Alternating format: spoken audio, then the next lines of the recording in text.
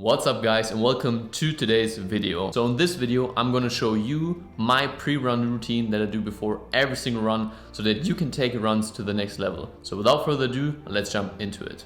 Just a quick heads up, the warm-up goes from dynamic stretches to running drills, and the first dynamic stretch we're going to do is a leg string from the front to the back. Ideally, you want to do this next to a wall or something you can hold onto. Make sure to actively brace your core and flex the glutes of the standing legs to have a strong stand. Then you start swinging your leg back and forth, and in the beginning you can make a smaller movement, and as you start to get warmed up you can increase the range of motion. This will not only activate your hip flexors but your hamstring and glutes as well. Do 20 to 30 swings per leg. Next up is the leg swing to the side. Same thing with the front to back one. Have a wall or a bar, something that you can hold onto so you have a strong stand. Then start by swinging your leg to the side of your body. Again, try to increase the range of motion as you start to loosen up. This will open up your hips and groin and activate your glutes, which are absolutely necessary for efficient running. Again, you can do 20 to 30 swings per leg for this one as well. Right after the swings, we're gonna do a walking calf stretch. For this one, start by putting one of your feet in front of you and pull your foot up by trying to touch your shin with your toes. Then you want to gently bow down while the leg that you want to stretch is kept straight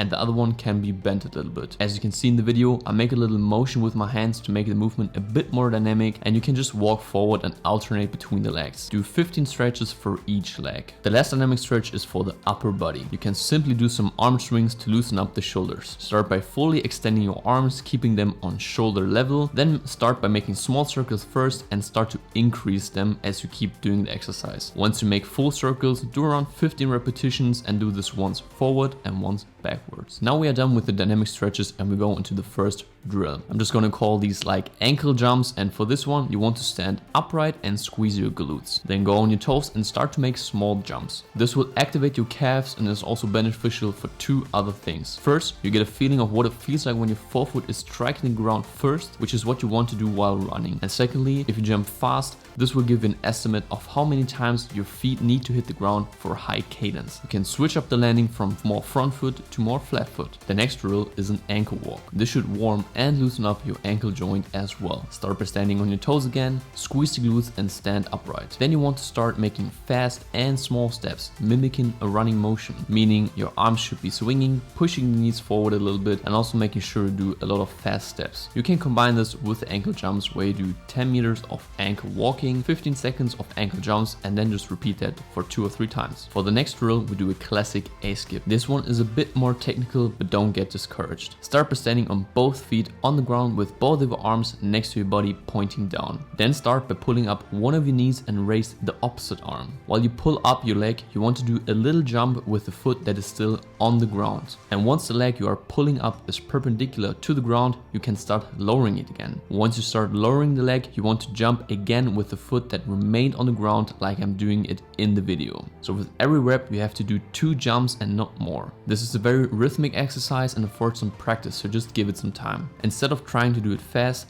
start slow and make sure you do the 2 jumps, because otherwise you won't be able to increase the tempo in the future. If you have trouble with this in the beginning, just come back and rewatch the clip to see the proper motion. The next one is an easy one. Simply do some kickbacks. For this one, you just do a slow jog, but with every step you pull up your feet and try to kick your bum. This will help you again with activating your glutes and hamstring, and also helps with having a proper stride since you want to avoid a lazy heel. So by doing kickbacks, you get a feeling for what it feels like when you properly lift your heel while running. You can also do some variations like you see in the video, where you lift the same leg for 3 times and then just alternate in between. Simply do 20 to 30 kickbacks for each leg. And finally, the last one. I don't have a proper name for this, but let's just call it falling sprints. This one should help you with your center of gravity while running, since you don't want to completely stand upright while running. You probably heard this before, but a lot of running coaches say that running is just a form of propelling you forward while falling. Start again by standing on your toes, building up tension in your body by flexing your glutes and core. And then slowly start to lean forward, and as you fall, you want to quickly pull up your knees for like 3 to 4 meters and perform a little sprint. This should give you the feeling of running with a slight lean forward,